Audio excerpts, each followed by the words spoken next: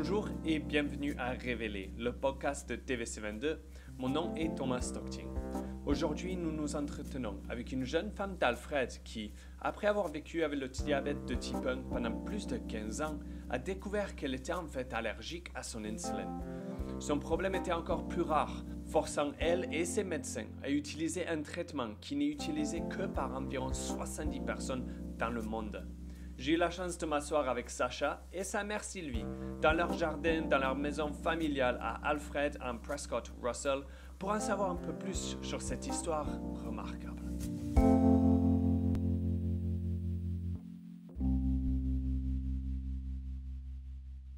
Merci beaucoup de me joindre aujourd'hui, mesdames. La première question que je vais demander, parce que je pense que c'est vraiment une bonne place pour commencer, ayant passé tellement de mois à l'hôpital cette année, on va commencer avec toi, Sacha. Comment tu te sens maintenant et comment tu te sens d'être à la maison? On est assis dans ton jardin, il fait tellement beau. Comment tu te sens d'être de retour à la maison? Libre, vraiment libre, parce que avec le COVID puis tout ça, à l'hôpital non plus, tu peux pas voir personne. Fait que comme être sorti, puis en plus que dans le fond, le lockdown est en train de finir, comme, yeah, I feel free. Ouais, absolument. Et Sylvie, comment tu te sens avoir Sacha de retour à la maison? Ça fait du bien. C'était dur, partir de l'hôpital à tous les soirs en sachant que tu laisses ton enfant par derrière. Ouais, donc, beaucoup mieux maintenant, pouvoir se régaler dans le soleil, comme Sacha vient de dire, Oui. tu sais, c'est la fin du lockdown. Vous pouvez voir un peu plus d'amis aussi, la vie retourne à une sens de normalité sûrement. Exactement, oui. Ouais, donc Sacha, ce que je voulais demander juste au début, c'est les écouteurs, les personnes qui écoutent en ce moment, peut-être qu'ils savent, peut-être qu'ils ne savent pas. Moi, j'étais vraiment ignorant sur le diabète de type 1, 2 ou 3. Tu sais, je ne savais pas exactement ce que c'était. En faisant la recherche pour aujourd'hui, j'ai beaucoup appris. Mais moi, ce que je voulais te demander, c'est pour toi, la réalité de vivre avec le diabète de type 1. On va faire avant, évidemment, ce qui s'est passé l'année dernière.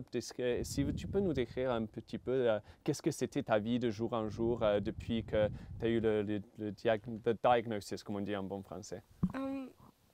Je m'en souviens pas vraiment la vie sans le diabète non plus, tu sais, j'avais 2 ans.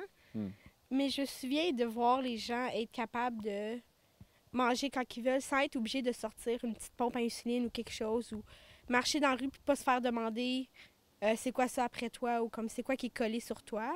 Ça, c'est sûr qu'après un bout, c'était dur, surtout rendu plus à l'âge des comme 12 ans, 13 ans, tu sais, tu rentres au secondaire, tu rentres dans la vie des adolescents, puis là, tout d'un coup, c'est comme... Surtout dans une petite communauté comme ici, c'est que toutes les petites choses sont vues plus grosses qu'ils sont, vu qu'il n'y a pas une grande variété de problèmes, comme qu'on dit, là. Ouais. Fait que c'est sûr qu'au début, ouais, c'est ça. Au début, c'est un petit peu plus dur, mais là, comme, j'ai pas vraiment le choix, fait que... Ouais, donc tu étais tellement jeune quand tu as eu le diagnostic, comme ça qu'on dit en français. Oui. Donc tu ne te souviens pas vraiment de ce qui s'est passé avant, mais évidemment, comme tu dis, quand tu arrives à cet âge d'adolescence, il y a plus, peut-être les jeunes, ils pensent un peu plus à notre vie, à notre corps et tout ça, donc tu voyais qu'il y avait une petite différence. Donc tu disais ces piqûres 3 fois par jour, c'était avec chaque repas? Ben, ça pouvait... C'était un minimum de 4 fois par jour, parce que tu avais tes 3 repas, puis il y avait le soir la long acting, qu'ils l'appellent. Pour te garder comme rouler pendant la nuit, puis tout ça quand tu te donnes pas de l'insuline. Puis après ça, sinon à chaque fois je mangeais, un snack ou quelque chose. Et Sylvie, c'était quoi la réalité d'avoir un enfant avec le diabète de type 1 d'un âge tellement jeune? Comment je peux dire ça? Quand on l'a su, c'est certain que c'est un choc, mais en tant que parent, tu fais ce que tu as à faire pour ton enfant. Donc, on n'avait pas le choix. On faisait ce qu'on avait à faire. On a appris à donner les injections. On a appris à faire les ajustements d'insuline lorsqu'on en avait besoin, de remarquer le pattern et tout ça pour savoir quel ajustement à faire. C'est sûr que les repas, c'était plus simple, genre, je fais l'assiette, tu t'en viens t'asseoir, tu manges, c'est tout. Non, c'était... Tout ce qu'il y avait dans l'assiette, que ce soit les patates pilées, que ce soit les légumes, que ce soit n'importe quoi, tout était pesé parce qu'on fallait savoir exactement le montant de carbs qu'elle était pour manger, pour savoir le montant d'insuline lui donner. Quand on allait en quelque part ou quelque chose, faut toujours s'assurer d'avoir son glucomètre avec nous. Il faut s'assurer d'avoir le glucagon avec nous au cas où qu'elle tombe basse. Il faut s'assurer d'avoir des bonbons. Il faut s'assurer d'avoir tout, là. Ouais, ça change un peu déjà, tu sais, avoir des enfants, c'est déjà, c'est pas mal de travail. Juste avoir des enfants. Et après, avoir Exactement. ça de plus. Ce que j'ai appris, je ne savais pas, 1 sur 400 enfants ont le diabète de type 1. C'est vraiment Oui. commun. C'est un peu fou, mais ce qui t'est arrivé à toi, Sacha, c'était l'année dernière, je pense, que tu as réalisé, c'est que tu as développé une allergie à ton insuline. C'est le truc qui te gardait en vie. Donc, comment est-ce que tu as découvert que tu avais cette allergie? Parce que, comme tu dis, tu ne te souviens même pas d'un temps où tu n'avais pas le diabète, où tu n'utilisais pas l'insuline. Donc, qu'est-ce qui s'est passé pour réaliser que tu avais cette allergie? Mais ça a vraiment commencé, je pense, que ça faisait vraiment mal quand je donnais mon insuline. Puis, oui, c'est normal quand tu donnes ton insuline qu'il y a un petit pincement d'habitude. Mhm. Mais là, c'est un point où c'est que je me mettais à pleurer tellement que j'étais plus capable. Ça brûlait tellement. Puis après ça, ça faisait comme des grosses bosses, puis des gros bleus après quelques jours. Puis c'est là que j'ai réalisé que, comme, tu sais, dans le fond, c'était pas vraiment normal, puis tout ça.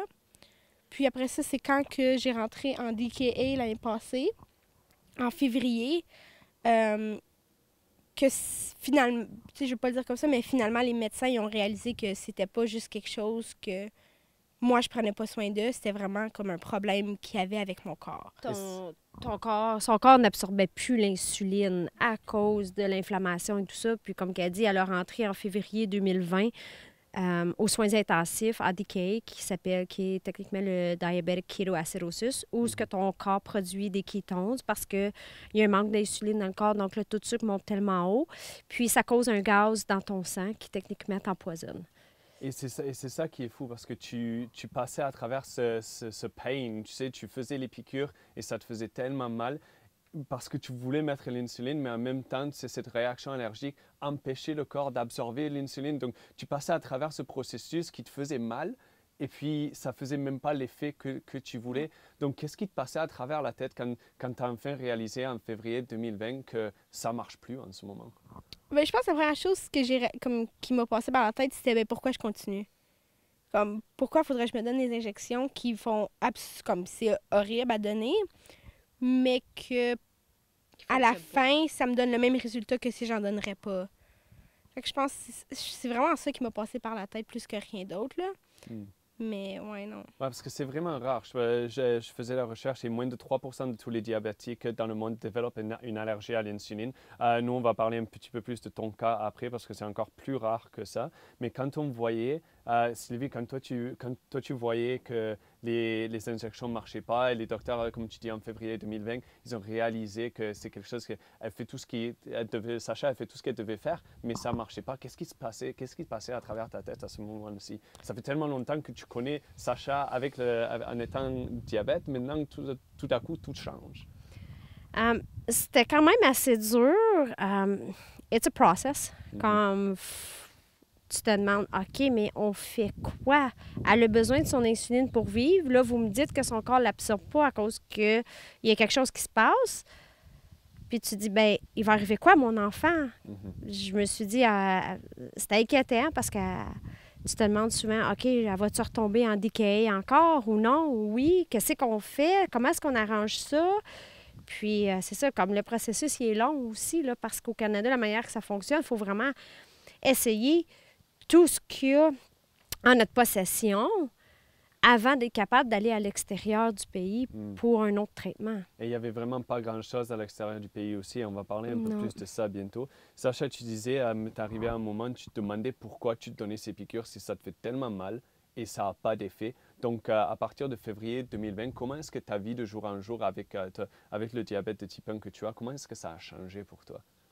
Ben, il y a des points aussi, pas des points dans le fond, il y a des jours, c'est que j'étais comme, mon sucre était tellement haut, puis donner des injections, ça faisait tellement mal, puis ça fonctionnait pas, il fallait que j'en donne 3 pour que mon sucre redevienne normal.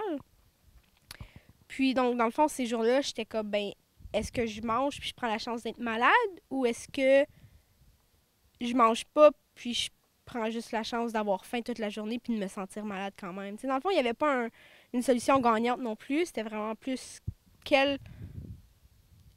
what did you want, genre. Ouais, quelle solution te fait moins mal? C'est ça. Il n'y a pas une bonne solution à ce moment-là. Et Sylvie, en voyant Sacha devrait prendre cette décision, est-ce que je me fais vraiment mal ou est-ce que je ne mange pas et j'ai faim?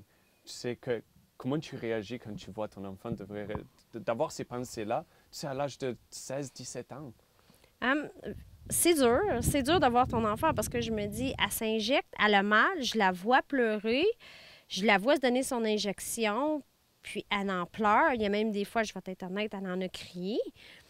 Mais d'un autre côté, je me dis, arrête pas de manger non plus. Fait que, d'une manière, en tant que parent, tu te demandes, je vais-tu finir par perdre mon enfant, là, comme... Et c'est ça, et c'est parce que, comme on disait tantôt, le cas de Sacha est encore plus rare parce que quand tu as cette allergie à l'insuline, il y a des traitements alternatifs que tu peux utiliser. Et normalement, ça va marcher. On va en trouver un. Mais ton corps a continué à réagir de la même façon, même en tentant les traitements alternatifs, non, Sacha? Oui. Et donc, mentalement, qu'est-ce que tu avais ressenti en voyant toutes ces méthodes alternatives étant essayées par ton docteur et l'hôpital? Et au fur et à mesure, au cours des mois, tu n'en trouves pas un qui marche. Qu'est-ce qui se passe à travers ta tête à ce moment-là? Ben, je pense le premier médicament qu'on a essayé, pour moi, j'étais super excitée. C'était comme, OK, eux autres, ils ont quelque chose en tête, comme, c'est sûr que ça va marcher, c'est des médecins. Mais quand il y a, dans le fond, comme ça faillit, dans ma tête, c'était comme, OK, mais, tu sais, là, c'est quoi qu'on fait? Puis ils sortent un autre médicament. Puis après ça, c'est juste que ça arrête pas de faire, puis faire. Fait que quand t'arrives au dernier médicament, tu te dis, ben, je le prends-tu, je le prends pas le médicament? Parce que dans le fond, dans ta tête, t'es comme, ça marche pas. Comme les médecins, ils ont beau dire que, faut essayer, puis tout ça. Mais c'est que les 8 derniers que tu m'as dit qu'il faut l'essayer, puis tout ça, puis on a espoir que ça va marcher, ça n'a pas marché. Fait que c'est pas perdre confiance aux médecins, mais juste, je me disais comme, dans le fond, peut-être qu'il sait pas de quoi il parle, peut-être qu'il n'a aucune idée en ce moment qu'est-ce qu'il fait non plus, là. Ouais, même s'ils sont bien éduqués, tu sais, quand c'est quelque chose qu'on ne voit pas souvent, vraiment, vraiment jamais, comment trouver la réponse. Donc, c'était en février 2020, comme tu as dit tantôt, que vous avez réalisé que ça ne marchait plus. Mais ça a pris 1 an de tous ces traitements différents, de voir alternatifs, de voir qui ne marchaient pas. Et c'est en février de cette année que tu as été admitted, pardonnez-moi le bon français, à l'hôpital. Et tu as passé combien de temps à l'hôpital, Sacha? Quasiment 5 mois. Quasiment 5 mois. Et ça, c'était de février cette année jusqu'à vraiment pas longtemps, juin. Ouais. Et comment tu te sentais de passer tellement de temps à l'hôpital? Tu es une adolescente, tu sais, c'est les années de ta vie, tu vas être dehors, tu vas être avec tes amis. Je sais qu'il y a la pandémie en même temps qui cause des problèmes pour tout le monde, mais comment tu te sentais? Est-ce que tu as dû faire l'école et tout ça de l'hôpital? Oui, parce que dans le fond, je voulais pas... On m'a souvent répété que tu peux reprendre tes cours l'année prochaine. Mais pour moi, j'en dirais que c'était plus un step back qu'un step forward. Parce que je me disais, ben là, dans le fond, je rentrais pas à l'université en même temps que tout le monde, je ne graduerais pas en même temps que tout le monde. Tu sais, c'était vraiment dans ma tête, c'était je dois être en retard de tout le monde. Puis, tu sais, dans le fond, c'était pas je vais pas dire pas si pire que ça. Tu sais, dans le fond, j'ai été capable de catch-up sur Netflix puis des choses comme ça, surtout, là. Mais c'est sûr qu'après un bout, c'était comme, tu sais, je voyais mes amis commencer à sortir puis aller à la plage puis des choses comme ça. Puis te faire dire que non, faut que tu restes accroché après ta petite machine à l'hôpital, c'était dur sur le cœur. Oui, parce que tu es allé à l'hôpital parce que la seule solution, c'était d'avoir l'insuline à travers un IV, c'est intravenously, ouais, oui. Si je suis correcte. Et pour toi, Sylvie, tu allais voir Sacha tous les jours à l'hôpital, évidemment, j'assume?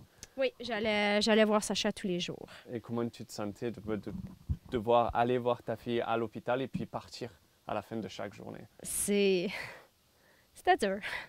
Oui, c'était vraiment dur. On a passé à travers, mais juste revenir à la maison à tous les soirs sans ton enfant, puis savoir que tu la laisses à l'hôpital, c'est vraiment dur. Veux pas, tu te couches le soir, puis que tu le veuilles ou non, la tête, elle joue des tours à tout le monde, puis tu as toutes les pensées qui te passent par la tête et tout ça, puis tu te dis, oui, mais qu'est-ce qui arrive si quelque chose arrive, puis je suis pas là, puis... Tu sais, je sais qu'il y avait les nurses, il y avait les infirmières, il y avait tout le monde, on était entre bonnes mains, mais ils font pas la job de maman. Oui, et quel genre de support, je commence avec toi, Sylvie, mais quel genre de support est-ce que tu avais pendant ce temps-là? Je vais te demander dans une seconde, Sacha, mais pour toi, en tant que parent, est-ce qu'il y a eu un groupe ou quelqu'un ou une organisation que tu as pu contacter pour parler de ces choses-là, d'avoir des personnes avec qui tu pouvais raconter ton histoire et tout ça? Avec le département de diabète d'endocrinologue à CHIO, Il y a une travailleuse sociale dans le département. Puis, elle s'appelle Joliane, elle est super gentille. Donc, s'il y avait quelque chose, je pouvais toujours contacter Joliane. J'avais quand même le courriel de Dr. Ahmed aussi. J'avais le courriel de son infirmier, Edouard. Donc, Edgar, je dis tout Edouard. Edgar. Puis, oui, sinon, s'il y avait quelque chose, je pouvais toujours leur envoyer un message. Puis, j'avais toujours une réponse, là, je te dirais, en dedans de 24 heures. Et pour toi, Sacha, c'était quoi le cercle de support? Est-ce que tu en as parlé avec tes amis auparavant de ce qui se passait avec toi? Et puis après, évidemment, après que tu es parti en hôpital en 2021, comment est-ce que tu as trouvé pouvoir exprimer ce qui se passait avec tes amis? Mais, tu sais, dans le fond, je comprenais aussi un peu, comme tu veux, tu sais, moi, je me dis, il y a quelqu'un à l'hôpital. Au début, c'était plus dur à comprendre, mais tu sais, après ça, tu dis, il y a quelqu'un à l'hôpital, puis tu l'invites. C'est comme rubber dans sa face, dans le fond, que, comme tu venir, mais tu sais quasiment qu'elle peut pas. Fait que sur ce point-là, on dirait maintenant, je le comprends un peu plus en étant à l'extérieur. Mais tu sais, j'avais ma roommate, dans le fond, Raphaël, qui a vraiment été là pour un bon 2 mois. Puis les infirmières, comme j'ai vraiment... Tu sais, dans le fond, j'avais quasiment leur âge aussi, tu sais, étant 18 ans, puis eux autres, il y en avait qui avaient comme 21, 22 ans qui venaient de rentrer en tant qu'infirmière. Puis je pense... De là, c'est là que ça a le plus cliqué aussi avec les infirmières, d'être capable de leur parler, puis d'avoir une conversation, pas juste avec un enfant. Fait que de là, je pense que j'ai eu vraiment un support. Puis Joliane, qui était comme ma deuxième petite maman à l'hôpital. Tu te rendais avec tout le hot gossip qui se passait avec les infirmières à l'hôpital? Oh ouais! C'était mieux que le show Netflix, non? Ouais!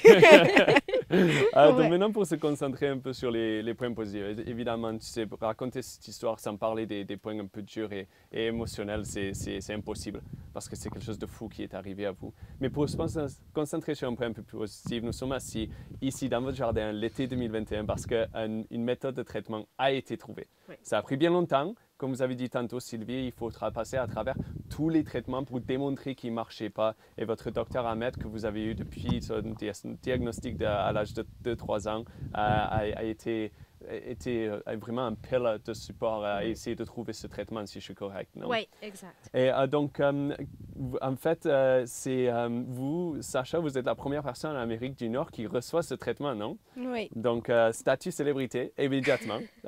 Donc, en quoi est-ce que cette méthode de traitement diffère-t-elle de la façon que tu utilisais ton insuline à travers la plupart de ta vie? Tu l'expliquer? Ouais, Sylvie, vas-y. Oui. Oui. Donc, quelqu'un qui est diabétique va recevoir habituellement les injections soit par seringue ou il y a la pompe. Puis, c'est toujours sous-cutané, ce qui veut dire c'est entre les deux peaux. Malheureusement, Sacha, c'est là où les réactions arrivaient, ce qui causait de l'inflammation dans les tissus graisseux. Donc, ce qui arrive, c'est que faut bypasser la partie sous-cutanée. Donc, la pompe à Sacha, la manière qu'elle fonctionne, c'est que c'est le Diaport, qui est un système d'infusion d'insuline, mais qui va directement dans la cavité abdominale, où ce qui sont les liquides du corps, où ce que tu as ton estomac, ton foie et tout ça. Donc, on passe pas à travers la section sous-cutanée. Ça va directement dans la cavité abdominale, puis c'est absorbé directement par les liquides du corps.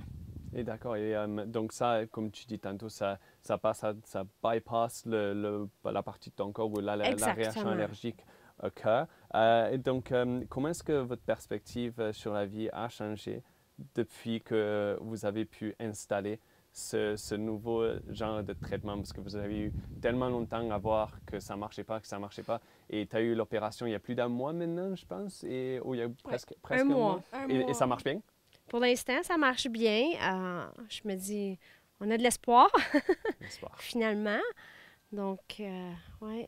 C'est le retour de l'espoir. Donc, Sacha, toi, tu commences à penser un peu plus vers l'avenir maintenant? Parce qu'il devait y avoir un morceau de ta vie l'année dernière où c'était difficile d'avoir de l'espoir, de penser à ce que tu allais faire à l'âge de 25 ans. Oui, c'est sûr que là, j'y pense, puis je suis comme, OK, plus tard, au moins, je vais être capable d'avoir une vie. Mais tu as tout le temps aussi en arrière de la tête de qu'est-ce qui arrive si ça fonctionne plus ou il y a quelque chose qui arrive, comme tu sais quoi que ce soit, tu sais, ou que la compagnie arrête de les faire, puis là, tu fais quoi? Comme, je me retrouve où, dans le fond, là? Dans ce moment, c'est de se régaler de jour en jour parce que ça marche. Exactement. Mais évidemment, ce traitement, ça n'a pas été vraiment facile, comme on a dit tantôt. À un moment, ta maman Sylvie et ton médecin ont dû convaincre Santé Canada d'approuver cette nouvelle pompe qui est seulement utilisée en Europe. Tu as même eu un chirurgien de l'Allemagne qui est venu pour faire la chirurgie, pour le mettre en place, parce que ça n'a jamais été fait. Même pas Chiao, même pas Ottawa, mais dans l'Amérique du Nord, jamais fait auparavant. D'un point de vue extérieur, pour moi, en tant que journaliste, en le recherchant, en essayant de voir ton histoire, ça vraiment, on dirait que Sylvie et ton docteur, ton médecin ont dû vraiment négocier avec Santé Canada pour obtenir la seule chose qui pouvait te garder en vie. Comment est-ce que vous avez trouvé ce processus? Ça aurait dû être la misère.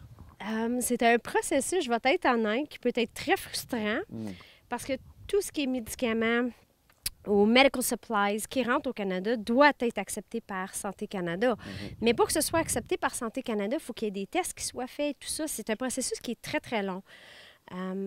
Dr. Ahmed, elle a réussi à faire approuver le système de Diaport avec toutes les medical supplies qui viennent avec et puis l'insuline, parce que c'est pas l'insuline qu'on a au Canada, c'est une insuline spéciale aussi. Donc, ça a tout été accepté par Santé Canada, mais à travers du Special Access Program seulement. Ce qui veut dire que c'est pas accepté for regular use au Canada, c'est seulement for Special Access. Donc, il y a seulement Sacha qui a accès à ça. Mais en étant accepté à travers du Special Access Program et non regular use, c'est là où on a des petits problèmes. C'est là où le gouvernement font non, nous, on n'aide pas. C'est là où les assurances privées font non parce que c'est pas prouvé là, au Canada. Donc, c'est là où est le petit glitch. Donc, même si ça a pris tellement de temps et ça a été beaucoup de travail pour le faire approuver juste pour Sacha, maintenant on est dans un endroit où tu as la pompe et si je suis correct, est-ce que l'entreprise qui fait tout ça, je pense que ça s'appelle Roche? Ça s'appelle Roche, oui. C'est une compagnie de la Suisse. De la Suisse. Et eux, ils ont payé pour la première année de l'équipement et l'insuline, si je suis bien correct? Oui, Roche, ils nous ont donné pour 1 an de supplies pour aller avec le Diaport. C'est eux qui ont payé pour le système d'implantation parce que, veut pas, il y a une partie qui est à l'intérieur d'elle. Puis c'est eux qui ont payé pour que le médecin de l'Allemagne puisse venir parce que Santé Canada, c'était une autre affaire. Ils ont fait non. Donc c'est fou qu'on ait un moment où tu as passé à travers tout ce red tape, comme on dit, pour l'avoir passé. Et maintenant, tu es dans une position où tu es la seule personne qui l'a. Mais Santé Canada et les assurances privées ne peuvent... Ouais, ils disent qu'ils ne peuvent rien faire pour aider en ce moment. Puis le ministère de la Santé de l'Ontario non plus. Donc, quelle est la prochaine étape pour vous? Est-ce que c'est vraiment de pousser pour que ça soit accepté en général en Canada, parce que ça a été utilisé maintenant comme ça peut être couvert par peut-être Santé Canada ou une assurance privée, ou est-ce que c'est d'aller dans un autre pays où c'est accepté? Quel est votre processus en ce moment? Qu'est-ce que vous pensez? Pour l'instant, pour commencer, pour être capable d'aider Sacha pour les premières années, on a parti, j'ai une amie qui a parti une page de GoFundMe. Puis, mais mon but, c'est d'aller voir mes députés, mon député provincial, puis mon député fédéral, pour essayer de faire avancer les choses, faire pousser les choses pour que soit que ça soit couvert au complet ou qu'il y ait une partie de couvert, parce que malheureusement, c'est pas un luxe qu'on demande. Sans ce système d'infusion d'insuline-là, Sacha ne vit pas. Elle ne peut pas vivre sans ça. Donc, c'est pas... On ne demande pas un luxe, là. C'est pas comme si on refuse qu'elle ait des injections. C'est pas comme si on refusait les traitements de base. C'est que les traitements de base, elle ne peut pas les avoir.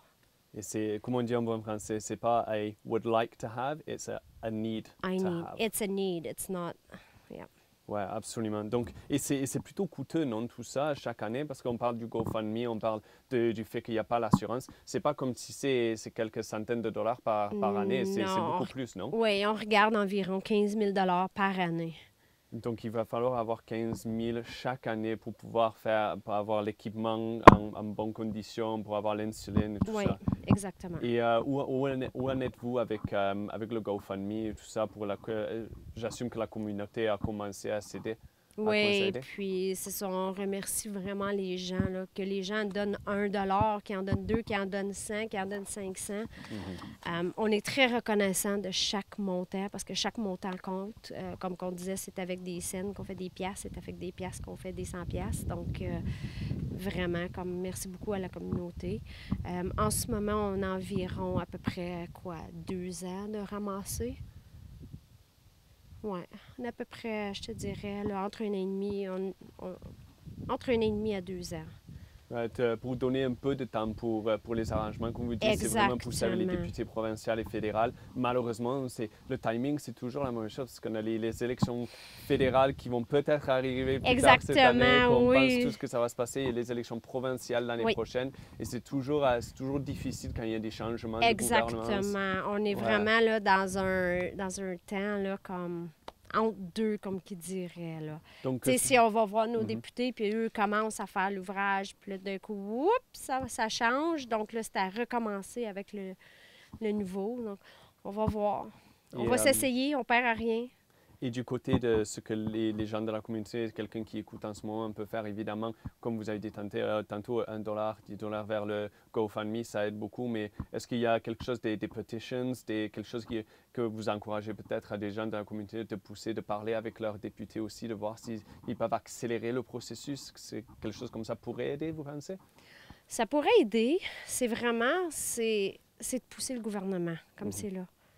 Comme n'importe quoi qui peut aider à pousser le gouvernement pour ça, là, ça sera la meilleure chose. Et Sacha, en regardant les choses un peu plus positives, parce que le red tape, malheureusement, c'est quelque chose qu'il faut y penser. C'est vraiment le job de ta maman de penser à tout ça, parce que c'est l'adulte, c'est ta maman, elle doit penser à tout ça. Pour toi, on va vers, qu'est-ce qui est les prochaines étapes dans l'avenir court? L'été, tu as des plans pour cet été? Oui. C'est sûr que oui. Là. Just have fun. Ouais. T'en as que tu peux nous révéler? Qu'est-ce que tu vas faire? On planifiait peut-être un road trip à Hamilton, moi puis une de mes amies. Ah, parfait, joli. Ouais, pour le fun. Ça, c'est un que really looking forward to. Ouais. Mais à part de ça, ouais, tu sais, passer 4 mois à l'hôpital enfermé, mais là, tu sors comme j'ai sorti la journée d'été, dans le fond, le 21 juin. Fait que dans ma tête, c'était OK, ben tu commences l'été en sortant de l'hôpital. Tu peux pas juste, comme, rester chez toi puis rien faire, tu sais. C'est... Chaque soir, t'es parti en quelque part, dans le fond. Puis jusqu'à date, j'ai pas... I didn't break my promise of not being home. Et aussi sortir, c'était pas juste la première journée de l'été, non? Si je me rappelle bien, c'était pas une grande journée pour toi du côté éducationnel aussi? Ben, c'était ma semaine de graduation. C'était la prom le 24, puis j'ai sorti le 21, ouais. Donc, tu as pu atteindre, est-ce que c'était en personne? Est-ce que c'était virtuel? Comment ça s'est passé? La graduation en tant que telle était virtuelle, mais pour la remise de diplôme, c'était un drive-by, c'est ça, pour ramasser par voiture. Puis par la suite, nous, avec mes amis, dans le fond, on était allés prendre des photos sur le bord de la rivière à Jessups Falls. Fait que de là, j'ai été capable de voir tout le monde quand même. Fait que, oui. Ça a dû faire du bien, non, de revoir tous tes amis dehors? Oui. Puis il y en avait une couple qui ne savait pas que je m'en venais aussi. Fait que, ouais, quand ils m'ont vu, ça a fait... Ouais, il y a eu des larmes. Ouais, j'allais dire, une belle surprise émotionnelle, je suis sûr. Ouais. Et en parlant du côté éducationnel, quel est ton plan pour l'automne? Tu continues tes études? Tu prends un break? Qu'est-ce que tu en penses? Non, moi, je m'en vais à l'Université d'Ottawa en criminologie. Dans le fond, j'ai travaillé trop fort durant tout ce temps-là pour juste mettre ça de côté et faire une année d'attente. Fait que, ouais. Donc, tu es excitée. Est-ce que tu restes ici avec maman ou tu vas dans les halls de résidence à Ottawa? Qu'est-ce qu'on pense en ce moment? Donc, le plan, c'est de rester avec maman. Mais il y a juste les fous qui ne changent pas d'idée non plus. Donc, de là, on verra où c'est que ça va. Et comme tu dis, profiter dehors, profiter de l'été, profiter du temps avec tes amis. Donc, je veux juste vous remercier tous les deux d'avoir pris le temps de me parler aujourd'hui. J'espère que les gens qui ont écouté ont trouvé ça fascinant. Moi, les 2 dernières semaines en recherchant ce sujet, votre histoire, je je suis pas assez macho pour ne pas avouer qu'il y a eu des larmes de mon côté aussi. J'étais un peu émotionnel à un morceau, donc je vous remercie tellement d'avoir pris le temps. J'espère que des personnes écoutantes, ils apprennent un peu plus avec ce qui se passe, ils apprennent un peu plus sur les choses différentes que des personnes dans nos communautés peuvent vivre avec et que ça aide dans le long terme. Et j'espère qu'on pourra se rattraper quand bientôt, quand le gouvernement du Canada a accepté que c'est un traitement qu'on peut utiliser. Ouais? Oui. Parfait. Donc Sylvie et Sacha, merci beaucoup. Merci à toi.